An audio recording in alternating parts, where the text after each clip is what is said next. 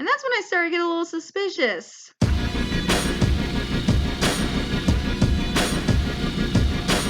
And we were standing in the elevator to go up to the apartment, and we opened the door to what I had been told was an empty apartment that we could use for our trip, and a small giggling child comes running around the corner, and then a rush of other people, and I realized that we have been brought to the place where Genna's dad lives with his 2 kids and their mother in a 2-bedroom apartment.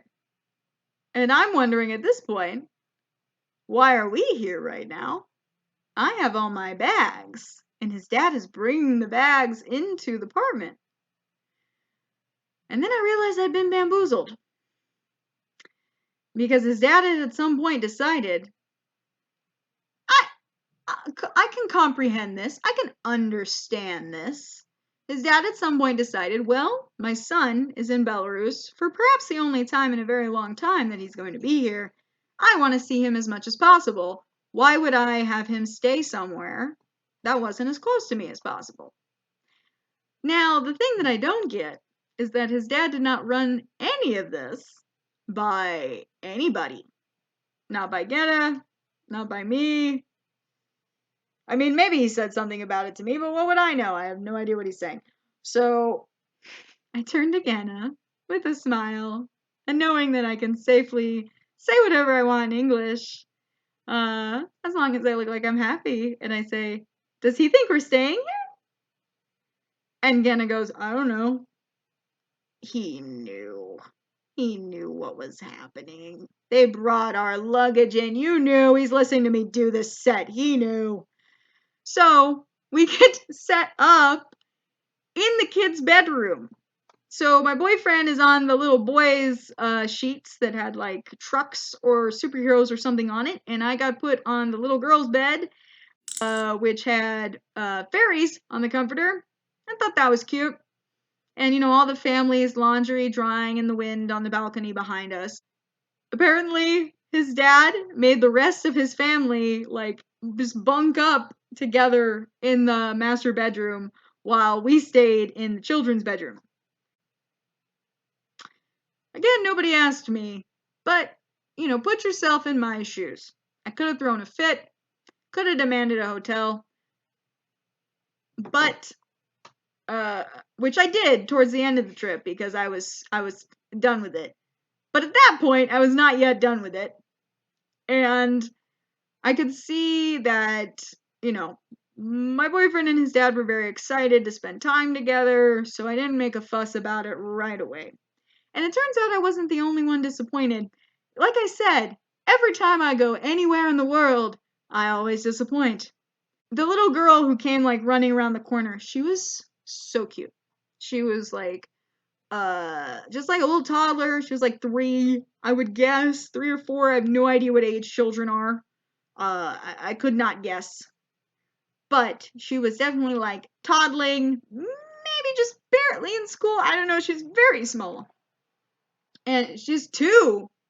My boyfriend just told me she's 2. I have no idea. I have no idea what age children are. But you can, okay. She was blonde, like just this like curly, like little kid hair. And she just had this little cherubic face, but she also looked very, very stern, which was hilarious. Like anytime that I looked at her, she had a very serious look, the way that she was looking at the world, which was hilarious on an adorable little baby face. But so she comes running around the corner and she's giggling and laughing, and then she looks at me and her face just goes from this to, and then she walks away and starts crying. And later, I was like, oh, well, she just probably just didn't expect to see strangers. I didn't take it as a personal insult, but I guess I should have, because later they explained to me what had happened. When they were telling her about this upcoming trip and about her half-brother coming to town, they said that he was going to be bringing a devuchka, which means girl. I'm looking at him to check that I'm right about this. Yeah. they said he's going to be bringing a devushka with him, which is girl. So they were like, he's going to be bringing a girl, thinking that, she would be excited that it's not just a boring boy coming, he's going to be bringing a lady. Well, they probably should have said young woman, because when she heard devushka, she thought that meant that because she's 2, but she thought that meant that her grown half-brother would be bringing with him another little girl like her that was around her age to play with her. And that's not what he brought. He brought an old, tired, depressed bitch of an American who was not tiny. Well, not that tiny. I'm small relatively. But I'm not I'm not a little girl. So they told her he's bringing a devushka, and she got so excited. And when she heard that we were here, she ran around the corner, and then she saw me, and it dashed all of her hopes of having a playmate to the ground.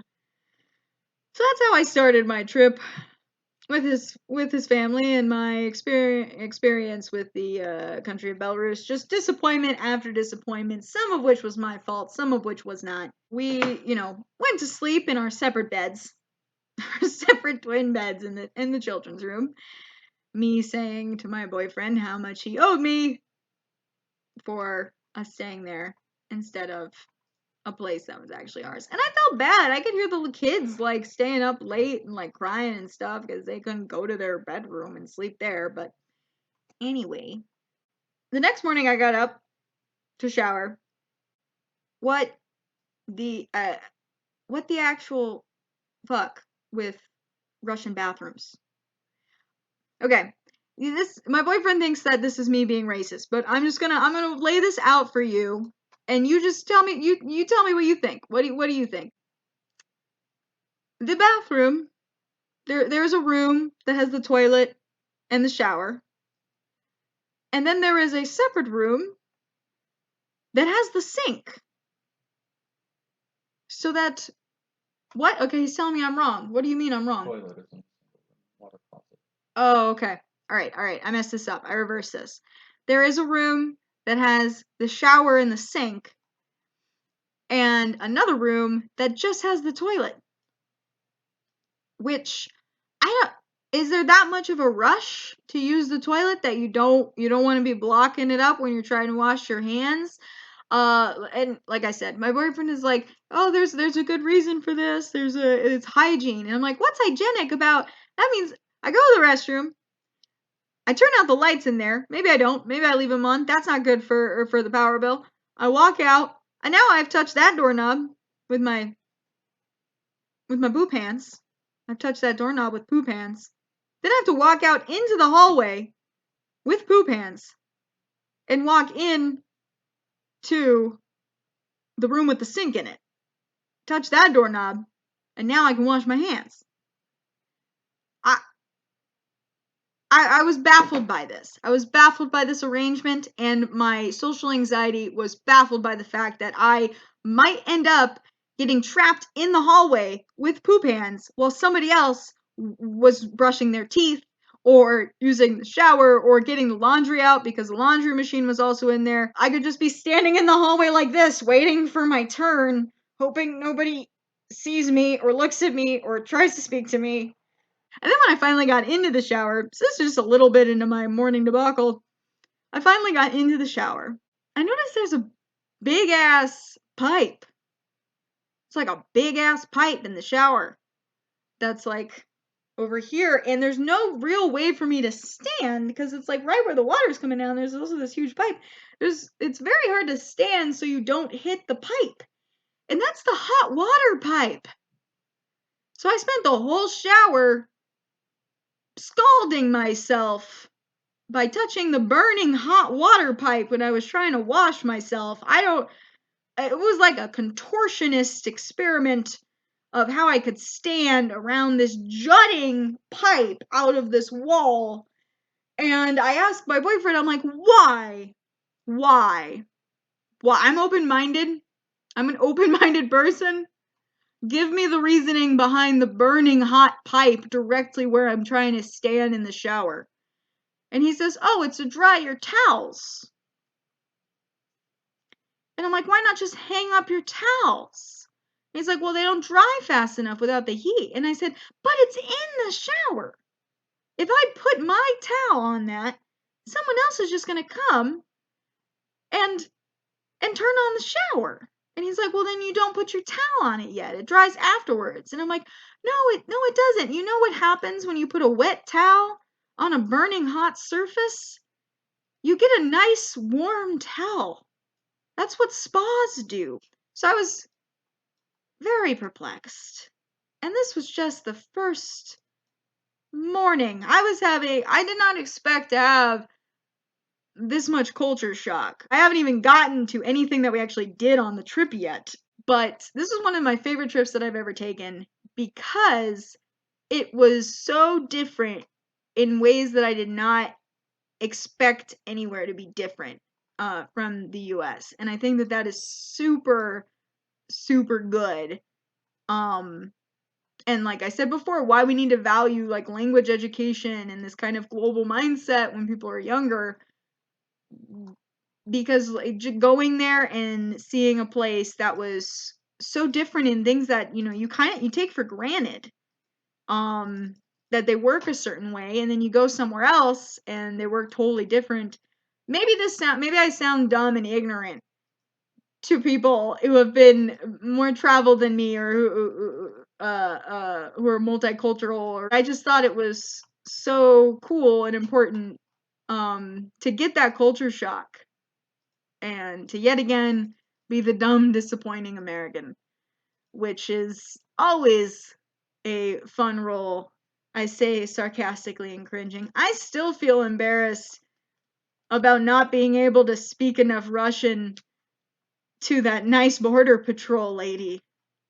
She was pretty and I wanted her to like me. And I didn't have any chance. I think even if I spoke more Russian, I didn't have a chance. It's hard to impress Russians. What did I learn at this leg of the journey? I learned to take nothing for granted. I learned to make the hotel reservation yourself. And I learned that no one in this whole wide world is going to be as impressed with my Russian skills as people who have never heard or spoken the language, such as my lovely grandmother, who is still to this day extremely impressed with my Russian skills. Part 2 is going to involve a Russian concert, a festival that was not a beer festival but might as well have been, and my boyfriend's grandmother drinking me under the table. I will see you there next week. Thanks so much, and much love from your friend Riley from Los Angeles.